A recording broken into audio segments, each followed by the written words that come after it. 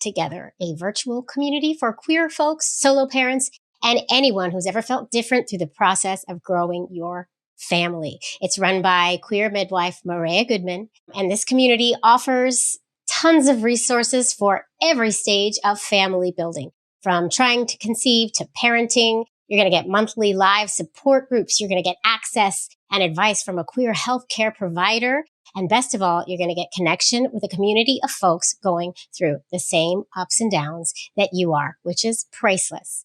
And the best part of it is listeners of the Queer Family Podcast get their first month for free, y'all. You're going to click the link in our show notes to get your free month and get started now. To learn more, head to www.pregnanttogether.com. Enjoy. Love is love on the Queer Family Podcast. Love is love. There were red flags that our agency didn't pick up on, or they should have. And we were so green that she preferred to work with straight couples, and she was pretty religious. And we were like, well, after the fact, you start piecing through everything. I'm a criminal investigator by trade. Welcome to the Queer Family Podcast, y'all. The show all about family, but with gay. Wink, wink. My name is Jaimie. I'm your gay host. And you, my friends, are tuning into this show whose mission is, and always has been, to celebrate, highlight, uplift, and normalize LGBTQIA+ families in all of our beautiful identities. And woo, this episode does just that, y'all. I had the pleasure of sitting down with a man named Cory Allen. Here's what you need to know about Cory before you just listen to the interview. I'm not going to say much. Cory is ex-military. He's an ex-cop, and he is ex-Secret Service agent, y'all. And he's also gay. That tells you a lot. And he and his husband are currently in a surrogacy journey that, as you can imagine, as usually is the case with our family building stories, has taken some major twists and turns. That's all I'm going to say. It's a beautiful story. Can't wait for you to hear it. But before I roll the tape, I got to say a shout out to our newest Patreon members. Dun, dun, thank you, the Broadway husbands who I interviewed last Pride. Go listen to it. It's a really great story and interview, and they're really wonderful folks all in all. And I love them to death. And I feel just honored that they are helping me out with my Patreon. Thank you, Broadway husbands. Love you. I love you. Mwah. Speaking of Patreon, my next Cheers for Queers happy hour is coming up. Mark your calendars, y'all. 7 p.m. Eastern Standard Time at April 18th. That's a Thursday night. You're going to bring your drinks, and we are going to sit down and chat about a topic that is still yet to be determined. Last month, we talked about LGBTQ books that we love to read to our kids. I brought my whole library, y'all. It was huge. We had a great conversation. And this one's going to be just as fun. If you have ideas for a topic that you would like to go deep on, please send me an email at thequeerfamilypodcast@gmail.com. Thank you so much. And I hope to see you all there. Join my Patreon for as little as $2 a month at patreon.com/thequeerfamilypodcast. And I have one more thing to share with y'all before I roll this tape. I got a little email from one of the guests that was just on. It's from Glenn, who was one of the guests in the episode titled, It's Never Too Late to Come Out. It was about 2 episodes ago, and he was a father who told the story of coming out after his children were already grown and out of the house and living his whole life in the closet and what that was like. Really beautiful story and everything. But he wrote this. I want to share it with you because it really touched my heart, actually. He said, Jaimie, I've listened to the podcast and I was really pleased with the final edit. He says, initially, it was very difficult for me to open up and share some of the things I've held private for so long. With your gentle nature and sensitive approach, thank you, Glenn, I began to feel comfortable enough to tell my full story. That warms my heart. And he goes on to say, thank you for providing this powerful forum that allows important conversations to be heard and shared. And then I'll skip ahead. And he says, my wish is that others in similar situations would see that coming out can result in a better, fuller, and happier life at any age. Beautiful. Thank you, Glenn. And thank you all for tuning in. I love you all. I'm so glad you tune in week after week. And it's time for me to roll this tape. I've yammered on long enough, as I like to say. Helen, Beulah, Nicole, I don't have any assistants. There's nobody in this room. I just like to pretend that I have a whole team of people helping me out over here in my bedroom. That is my studio. Not studio. Helen, Beulah, Nicole, roll that tape. Queer Family Podcast. Love is love. Hi, Cory. Good morning, Jaimie. Thank you so much for having me. It is really great to connect, and the way that this came about is also fascinating through Derek Romaine. Yep. So I look forward to what's to come. Oh, me too. I love Derek and Romaine. They're good people. And anybody that they refer me to, I'm like, hell yeah, let's do this. And also, I know a little bit about your story and I can't wait to hear it. So, Cory, without further ado, I'm going to put you on the spot and I'm going to give you 30 seconds to give your 30-second elevator pitch. And I'm getting my timer up because I am going to time you, but I'll never cut you off. It's just all in good fun. Are you ready? I am. No pressure. No pressure at all. On your mark, get set, go. I am Cory Allen. I first got into writing when I published my first book, Breaking Free, talking about my time as a Secret Service agent. I was there for about a decade and left there while I was protecting the Obamas. Fled to California to do a reset on my life to really settle down and try and put down some roots and find somebody to have a family with, which is what I've been aspiring to do for many, many years. So now here we are 5 years down the road, knee deep in surrogacy journeys. It's been a bumpy ride for us, but as I pivot from the book to greater LGBTQ advocacy and talking about our surrogacy journey and adoption processes I've gone through, my hope is to just spread the word, not only about being gay in a very machismo profession, but to talk about some of the stuff that we've gone through and spread awareness, and hopefully it helps somebody. Oh my God. Amazing. You went over. I'm not going to hold it against you. It's okay. I didn't see the timer. I put it down. I just put it down. When my guests start going over it, I just put it down so you don't get scared. Okay, so I know that you have had a journey that you are still on when it comes to the family building, and we're going to dig into that. But first, we need to dig into the Secret Service thing, because last I checked, there weren't a lot of queer Secret Service agents out there, unless I'm wrong.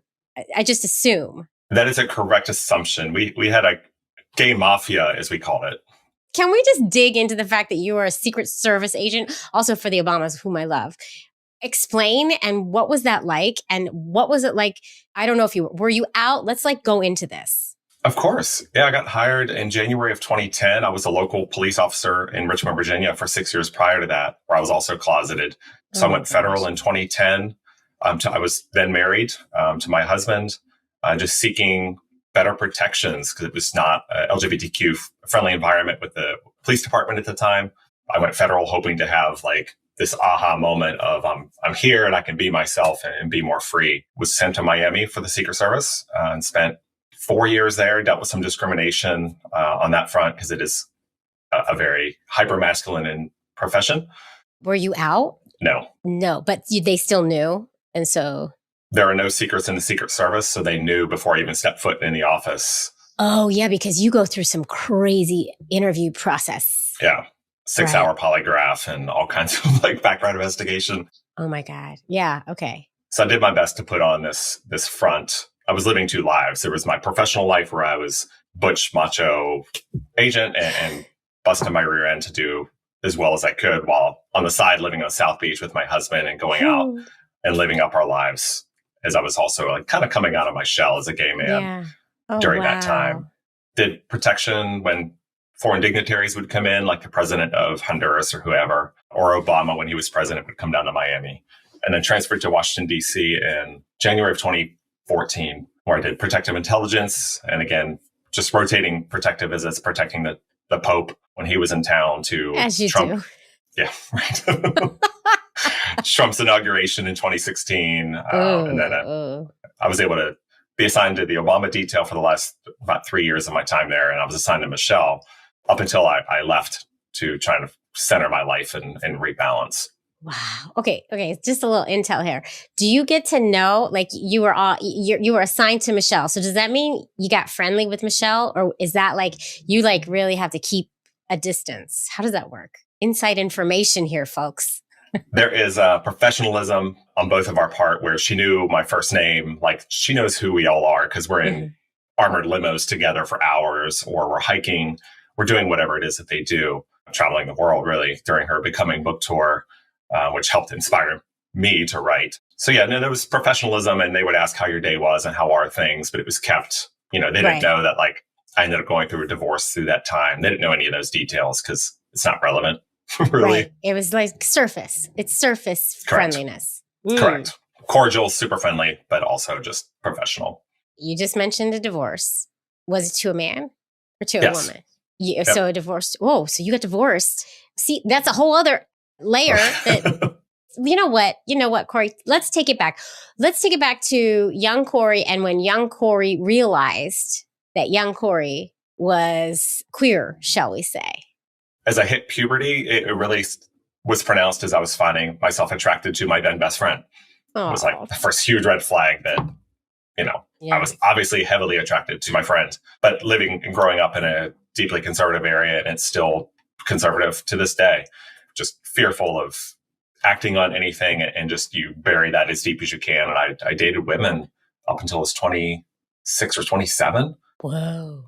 For, long-term relationships. I was to the point where I was about to propose to my last girlfriend. Yeah. Just doing what society was telling me I was supposed to be doing, despite what I was feeling on the inside. When did that switch? Like, when did you... My first hookup was 26, 27. And then once that occurred, I was like, light bulb, hello, like this is what feels better. And that's when I knew going forward, okay, I can't do this anymore with deceiving the woman that I was dating at the time, as well as, hiding who I was, at least on a personal level. So you came out to everyone? It took time. Once I met my future husband and we started dating, I was like, okay, well, there's something here. So I slowly introduced him to mom and like people in my orbit. And then that was its own process, as it is for most of us. So slowly it came out of my personal life, but my professional life, I kept it hidden. Because you were in law enforcement already. Like you went straight into law enforcement? Yeah. Correct. Out of the military. So I just kept it hidden as best I could, because I could have been fired for being gay if they had found out, and it just wasn't a safe environment. Really until the Supreme Court overturned, was it 2013 decision that granted benefits federally. So then my husband was then entitled to health and vision and dental insurance and all these other things that we'd been denied up until that point. And that was kind of a turning point where I started to come out professionally. Ooh. So that's a lot. And then you're in the Secret Service. You really had to lead this seriously double life for a really long time. And that had to have taken its toll on you. So the stresses of living the dual lives was coming out in unhealthy ways. And I didn't realize it at the time, but we were going out all the time. We were living on South Beach and we moved to Fort Lauderdale, and just alcohol for our community really is unfortunately a staple of how we de-stress, of how we get together. And generally it's just how it's been for me. Mm-hmm. Consuming a lot on nights and weekends. And it wasn't affecting my work because it was all kept completely separate, but it wasn't until I moved to DC and I started to reflect back of like how these unhealthy habits were forming and just how much I was consuming just due to the makeup of our friend circle and just living down there. And that's where the stress was. Coming out, and thankfully no harm was ever done, and there was no impact to my career, but it was certainly noticeable. And I've kept an eye on that, in the years since then, because even alcohol growing up was a part normalized in our family, which was unhealthy. We had domestic violence in the home. That was centered around alcohol as well. So all that kind of bubbles underneath. Yeah. So do you not drink? Do you not have alcohol at all, or it's just moderation? Or? I do. I know. I make specialty craft cocktails, or I'm a cook in the kitchen. So I like to experiment and play with those things. But now it's like one or two at most. And oof. All right. So you led a double life and then you got divorced. Can we go down that path and then how we got to where we are now? And then let's dig into the journey that you're on right now. Absolutely. We had purchased a new 3,000 square foot home in Alexandria, Virginia, just outside of Washington, D.C., because we were already home study approved for adoption. So we're waiting on a call for placement of a newborn. And I was updating the paperwork to just update our address. And my then husband wasn't assisting me. There was no feedback. I was like, hey, what's going on? And then he just openly admitted he wasn't ready for kids, despite us taking all these steps to get to this point. Oh, wow. And I was like, okay, well, when will you be ready for kids? And he didn't have an answer. He wouldn't answer me. And that told me what I needed to know. He didn't want to have children, and that's okay. But as somebody who that's been core to me from the start, was the breaking point where I was like, okay, there were other issues going on in the marriage where we had been just growing apart. I was married to my job. I was traveling a lot. And that was just the final straw that I was like, okay, I can't. I've always wanted the children. I will make this happen. And unfortunately, that led to the divorce. A couple of years later is when I just completely left the Washington, D.C. area for California to do a life reset and start over to find somebody who I could have a family with. And then met my now fiance on a gay cruise of all places. As you do. Yeah, there you go. I was a skeptical one who was like, I don't know how these people meet. There's no way you'd find somebody on a gay cruise. And of course it happened to me. Well, that's so funny because I had a similar situation. I met my wife at a pride party and I went to that party like, oh my God, I'm not going to meet anyone. It's like so skeptical. And and then there you go. So they appear before you. And then we hit it off. That was 2019. 2 weeks after I moved to San Francisco is when I met my now fiance on the cruise. And then the pandemic hit, as we all know, and that just moved us from being dating to basically married in a short amount of time. And so here we are now, multiple years later, in surrogacy journeys, 2 separate journeys. And I'm happy to dive into. Yeah. Okay. So you had baby on the mind, like when you met your husband. Are you guys married now? We're getting married on May 4th. Oh, congrats. May the 4th be with you.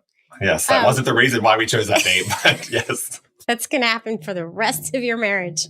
I know. It already has. How soon did you talk baby making with him? From the start. Yeah, because it was on your mind. We had an at-sea day on the cruise, and it was just he and I, and we were by the pool, no alcohol, no nothing, and just having a conversation about our life values and what we aspired for long term. And it was like, oh, okay, we align really well on these core issues, not issues, but these core goals. Yeah. And family was one of them. So it was discussed from the start because, of course, I had just come through a divorce and it was like, I'm not making that error again. Yeah, from the start. And we were well aligned in those issues. And did you go so far as to talk about how you would want to do it? Because you had just been on an adoption route. We just knew we both wanted children and we didn't talk about how we were going to achieve that until much later, just because I didn't want to put the cart before the horse and jinx it or scare him away or anything like that. Yeah. And then how was that when you finally had that conversation? How was it? He was pro surrogacy, being Chinese American. The genetics is really important to his family and the upbringing, and that's just cultural. And I was still leaning towards adoption because my mom was adopted. And so that has just always, my grandfather adopted all my mom and aunts and uncles and all that. And then the cost of the surrogacy was alarming to me. Yeah. Oh, yeah. We attended the Men Having Babies conference in summer of 2021. It was done remotely because of COVID. And that's when I started to get the background of like, okay, this is how it would play out. This is how this works. And get a little more familiar with surrogacy. One of those compromises that this was really important to him, that we take this route.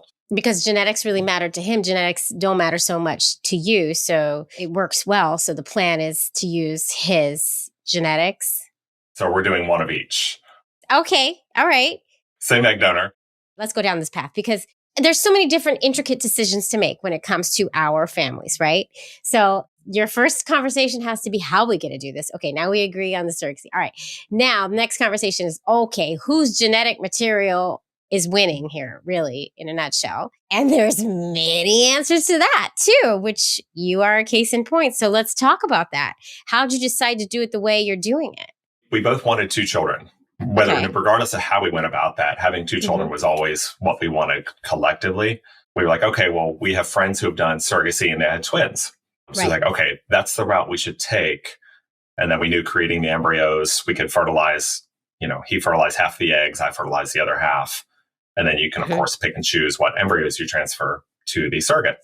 So that was our plan from the start was, okay, maybe a little bit higher risk for the surrogate to do twins, but there are surrogates who are willing to do twins. And that was what we originally set out to do. That is not how it's panned out, but that's how we came to that decision that, okay, we're both going to have biological children, if you will, but one will be his DNA and one will be mine, but they'll be half siblings. Right. Yeah.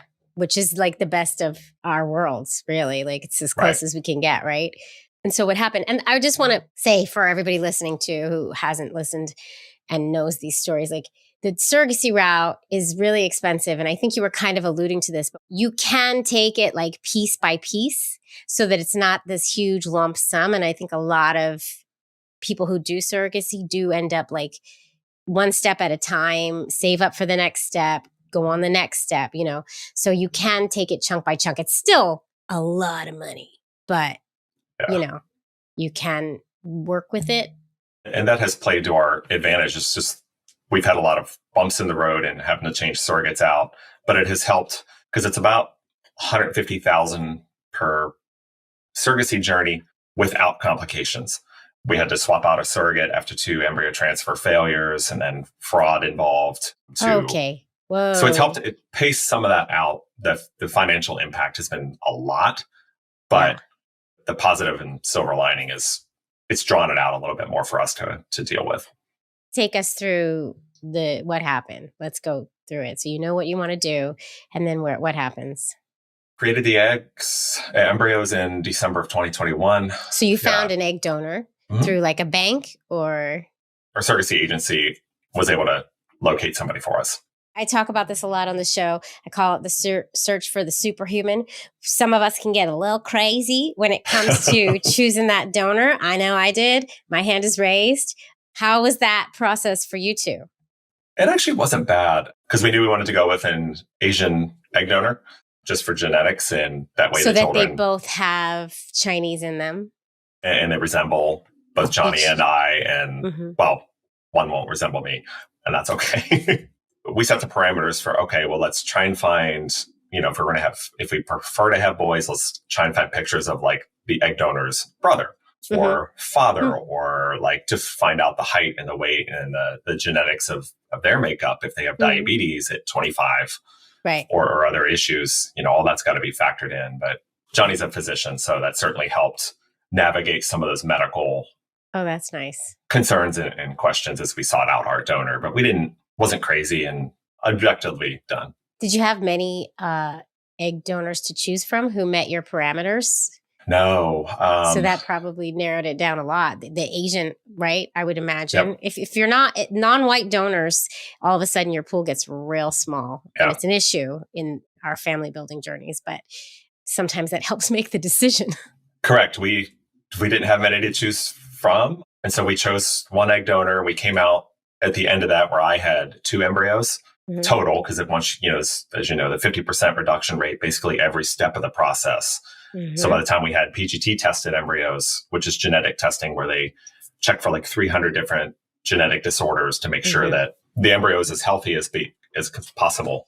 And we came away with 2, and we matched with the surrogate like 2 weeks later, had our first embryo transfer in June of 2022, which did not take.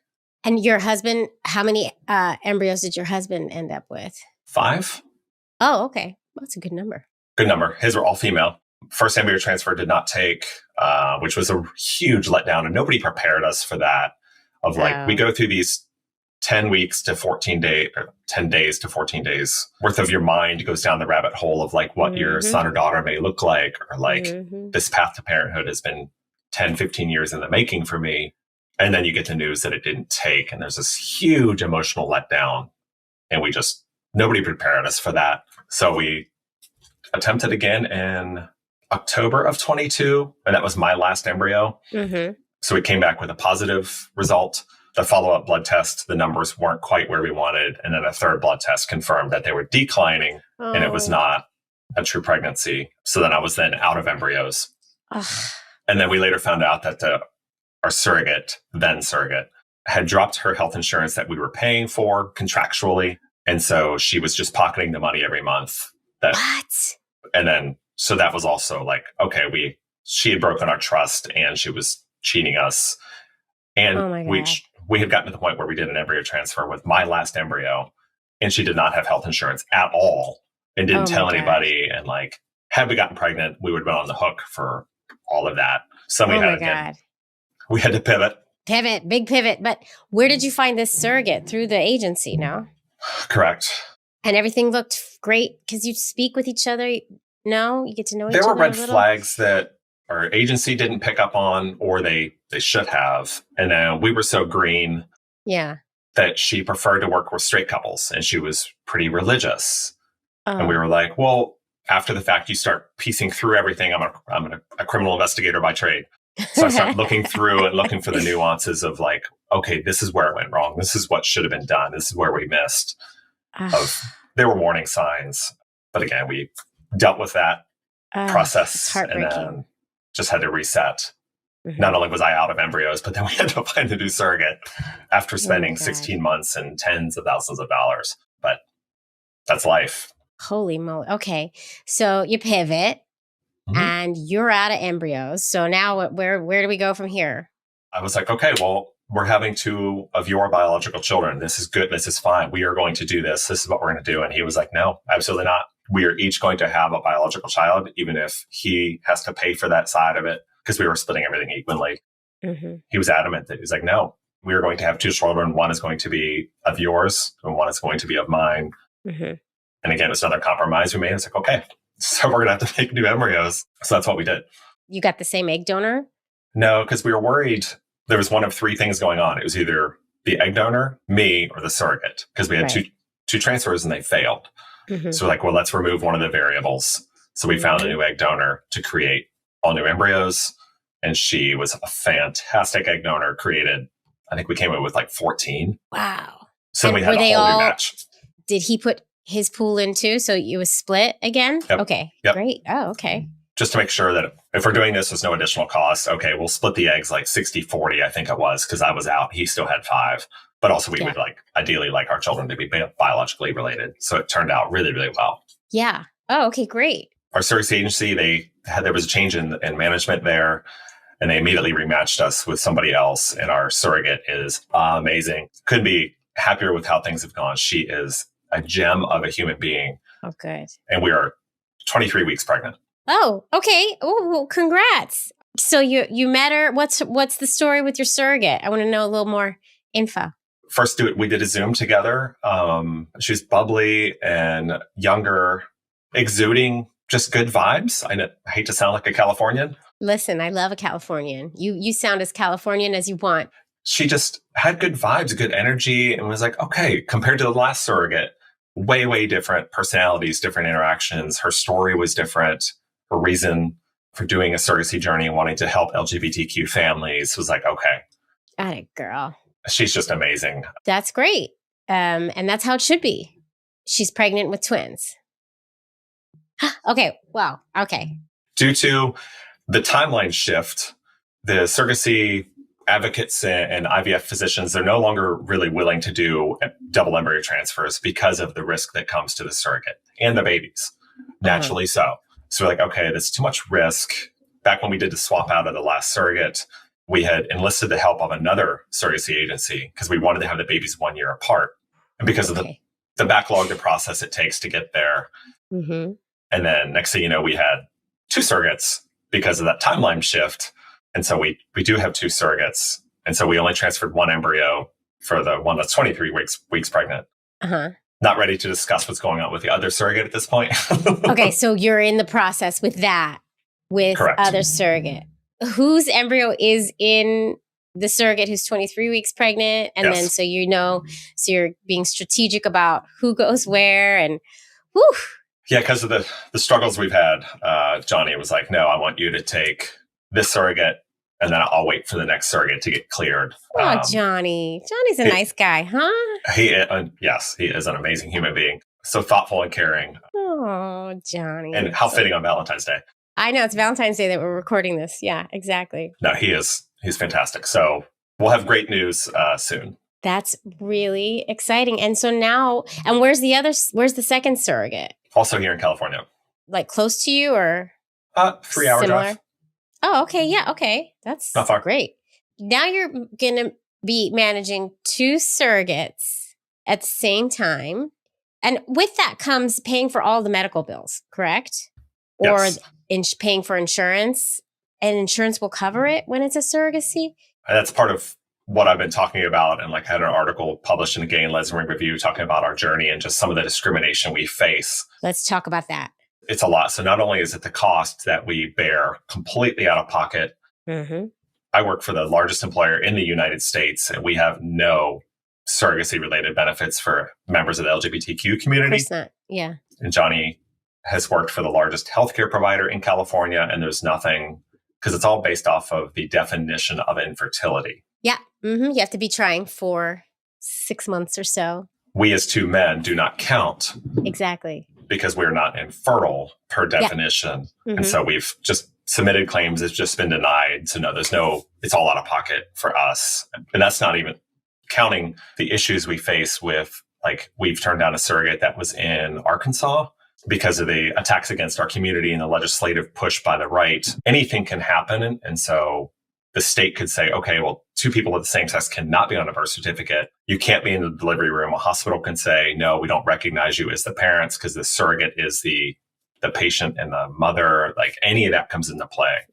So we've got to be strategic about where it is and all of the people that are going to be involved. Yeah, it's really scary. And really, honestly, like the way our country is going right now, and then the fact that we are headed towards this election and there's a strong push to go backwards when it comes to our community, it is very scary when you think about that. And our attorney, we're doing parental rights. All that has to be filed with a court. It's not as easy as heterosexual couples have it, where if the baby's born, it's birth certificate, you're good to go. No. We have to go to court and we have to file for parentage. And so whoever's not the biological parent, and our attorneys are also telling us, well, you need to also file for adoption, because if the state were to change the laws, this won't hold up as well as legally adopting the child, despite both of us clearly being the parents. Every lawyer, every person in law that I've spoken to on this show, highly, and this is even before things were getting scary. This is when things were looking like we were progressing in the right direction. Still, every lawyer I've spoken to says, no. You get that second parent adoption no matter what, because you do not know. You never know what could happen. Just all these things we didn't think of because we just hadn't encountered the situation before. I was like, oh, okay, well, we got to pay for that as well, which we're going to do. Right. It's very taxing on us, and not so much on the non-queers who are making those babies just at a bar. And they get rights. They get all the rights in the world. Just the fact that we have to work so much longer and harder to try and build our family. And of course, if they're not encountering this, if they don't have somebody within our community that they're close with, they're never going to know. And I don't hold that against them. They're ignorant about it, and they're like pushing laws that are against our community. That's problematic, to say the least. You're bringing up like a really great point, and a point that we talk about all the time on this show. Like, first of all, representation matters. And if you can't see it, you don't know it's out there, right? And then also just the importance of our stories being told to not just other queer folks, but to all the people in the world who have it's not on their radar, because it's not in our TV shows. It's not in our movies, these stories. We're not thought of. We're not discussed at the table when they're talking about fertility insurance, even though we are probably the largest audience for fertility insurance when you think about it. I think it's Illinois and New York have made more progress than other states. And I assume here in California, the lobbyists are just too strong to affect change in Sacramento to change the laws in California. So then Johnny and I could have claimed some of these hundreds of thousands of dollars we spent, because we can't write any of it off on our taxes. The IRS doesn't allow us to claim that as deductions or anything like that. So all this is after tax money, and we just have to eat it. None of our paths to parenthood are easy. None of them. And this one happens to be one of the most expensive ones, for sure. And now you've got two surrogates. Whew. We're fortunate that we've been able, just our life, we're older. We're going to be older parents. I'm in my early 40s, and Johnny is on the cusp of leaving his 30s. So we're very, very fortunate that we've been successful in our life. But again, we've had to wait this long because we couldn't have been able to afford it earlier. Right. And so now I'm going to be the old man at the graduation ceremony that everybody thinks is the grandpa, but it's fine. It'll be worth the wait. Nah, you look good. You look good. And you're not that old, actually, when you think about it. But it's not fair. And also, to take that a step further, like to have the privilege to be able to do this, there are so many folks who can't at all. It's just not an option. And so creating a family is just not an option for them, because there is no help. And unless you have the means, you're out of luck, which takes the pool down, just like the donor pool. There we go. Now we plummet down. You know what I mean? So much change has to happen. And that's why you doing what you're doing is so important. And stories like this need to be told. And yeah, we've got work to do because I can't imagine if I was still a cop, like how I would be. Just wouldn't be able to afford it. Period. Right. There's just no way. And thanks to you for allowing these stories to be told, and for your platform for elevating voices that need to be heard is what we all, as you know, need to be doing to make sure that somebody in Wichita, Kansas hears this. Yes, exactly. And knows there are avenues and resources, even like men having babies. They have financial incentives. There are programs out there to help, as well as stories that we can all share and relate to. It's in the storytelling where the change really does happen. I do believe that. For that queer guy in Wichita, Kansas, who doesn't know that it's an option, these stories are for him. And these stories are also for like Glenn down the street, who's as straight as the day comes and has never encountered a queer person and thinks what he thinks about us and how we make our families. So these stories need to get to him too, somehow. And that's the hardest part. How do we figure out how to get these stories to him? I was really fortunate with my publicist did a phenomenal job with my book when it came out, and to be able to tell my story as a now former gay Secret Service agent, but now I'm a supervisory special agent, to be leading teams of special agents, and to be able to get to go on like Nightline, Cheddar News, ABC, CBS. Like I had really great exposure and feedback from people who had read the book and connected with it, and hoping to use that same platform for LGBTQ family building and just trying to make impact somewhere. That is amazing. That's like the surrogacy in New York was like the reason it has progressed is because of Andy Cohen. Like he's the one Andy. that I know. Oh, Andy. Yeah. Andy Cohen and Michelle Buteau paired up because she had to use a surrogate. She's a non-queer, but we forgive her for it. They paired up and made change happen in legislature in New York. It takes celebrity. It takes, It does. It takes power. I met Anderson Cooper years ago when I was with Hillary in New York, DC, and he's done surrogacy now twice. And so trying to connect with somebody like he and like Dustin Lance Black, he and Tom Daly and their beautiful family of like trying to lean into, obviously he's super talented, won an Academy Award for Milk. I was like, okay, well, have my publicist, can you pitch this to his people to see, okay, let's try and create something here to affect change. Again, like he did with Prop 8 in California, just trying to work every angle. And then when you get to know them, send them my way. Okay. I don't know if that'll happen. I'm hoping, but put it out in the atmosphere. When you become friends, just drop my name, drop the podcast in conversation. So what's going on with your book? Talk about your book. What's it called for everybody at home? Breaking Free by Cory Allen. Okay. It's a saga of self-discovery by a gay Secret Service agent, which is a mouthful. Yeah, but it says it all. It says it all. And we want the intel. We want the inside scoop on that. They can get it anywhere or Amazon, all places. Just about anywhere. My publisher is small. So all the work that went into this was me. Big publishing houses were not involved with this. So I'm extremely proud of what we've been able to do with the book, and just the media footprint that it made is amazing. And also thanks to my publicist, Ashley White, just killed it. That's awesome. So to be independent and to be able to do this from that perspective has also been really empowering. That's great. So now you are pregnant and soon to be pregnant with 2. You're going to have 2 newborns, probably pretty close in age here. Mm-hmm.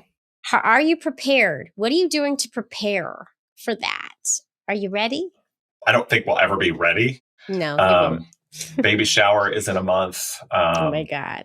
And I just got promoted. So I'm trying to like balance out, okay, work is work, but I'm also going to take baby leave of figuring out the timing of all that between baby 1 and baby 2. I mean, we were ready to be parents, but I'm also like counting down the nights. Every night I go to bed, I'm like, okay, I've only got 100 nights left of sleep before I don't get sleep anymore. You don't get it until you're in it. And then it's like a big fat whoop on you where you're like, oh, now I get it, right? And that's so annoying to hear from people like, oh my God, it's going to hit you so hard. But it is true. And then you'll see, and then you'll say it to people in the future, but it's still going to be like the most magical time of your life. It's so exciting. So exciting. I absolutely can't wait. As we talked about, it's been a long journey for me. And to know that we've got the baby shower coming up, our wedding coming up, our baby moon, we're going to Japan because we can't travel in the month of May. So we've got to do the honeymoon first, just so we don't run the risk. Mm-hmm. So many exciting things coming up. And then into the fall, then we get even more fun. I'll leave it at that. Yeah. And then baby 1, and then fingers crossed, baby 2 shortly thereafter. And then you're not going to know what hit you for like 5 years. And I'm okay with that. And having children later in life is a lot of patience that comes along, and a lot of life learning of knowing how to communicate with each other and the important things that are going to be needed as we get possibly overwhelmed with children. It is what it is. It's going to be beautiful, and it's really exciting. Do you have y'all talked at all about how you're going to talk to the kids about their origin story and all the things that go along with our families? There's more books coming, but one of them is going to be about how they came to be. And it's our way of telling them, because there's not enough representation out there, not only about surrogacy, but people of color. Like Johnny's voice needs to be heard, needs to be amplified, because there's a lack of that out there. There's plenty of white people out there writing books, but I want his way in, but also make sure that they see themselves in it. And there are more coming up and up and up, like donor conception books, and books about the very different makeups that we have of our families. But however, probably be hard pressed to find someone with your particular situation, which is going to be 2 surrogates, 2 children close in age, same egg donor, because you used the pool from the second donor, correct? Mm-hmm. It's very unique. And so, you need to write it. And then, what's going to happen? Another family's going to be like, oh my God, I can't believe our story is here. And that's what needs to happen. It will. We all need to do this. Yeah, I've got all the printouts from our fertility clinic of the embryos when we transferred. I've got all that stuff. I save all of it. So that way, again, it's storytelling of like, well, this is what we went through to have you. This is why we love you so much. This is how determined we were to have you. So it's definitely going to happen. Yeah, no accidents in our community, that's for sure. No, definitely not. No accidents. Very wanted. Very wanted. It's very exciting. I'm excited for you. I can't wait to hear how it all goes. You're going to have to check back in like a year and let me know how life is. When I don't have hair or it's all gray and I look haggard. You'll have poop on you somewhere and pee, but you'll be fine. It'll be all good. No more white t-shirts.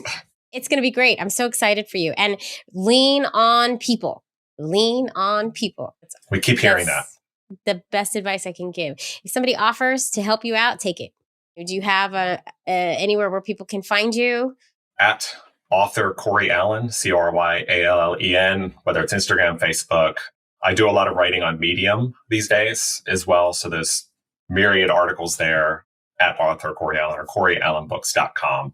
Everything is also linked through there. Okay, well, keep up the good work. Keep doing what you're doing. Keep spreading this queer love and these queer stories. Hopefully I'll talk to you soon. I want to hear how it goes. Anytime. Happy to have conversation. And Jaimie, thanks again for having me and allowing everybody else to hear these stories. You're doing great work and we really, really need you and appreciate you. Aw, thanks. You're going to make me cry. Thank you. That means the world. It really does. This is not goodbye. Can't wait for an update. No, of course. Anytime. Hit me up. I will. All right. Thanks, Jaimie. Queer Family Podcast. Whew. Well, folks, I hope you enjoyed that episode as much as I enjoyed it. And if you did enjoy it, feel free to listen to another or watch another. I have so many episodes for your listening or viewing pleasure. Just go pick one and enjoy. There's a lot. There really is. And also, if you really do like this show, please, I know I say it all the time, but please do consider supporting the show on Patreon. You're just going to go to patreon.com/The Queer Family Podcast. You're going to pick a tier, you're going to join, and you're going to get that bonus content. And you're also going to get my love and adoration for the rest of my life. I love you all. Thanks for tuning in. Keep on tuning in, and I'll see you next time. Mwah.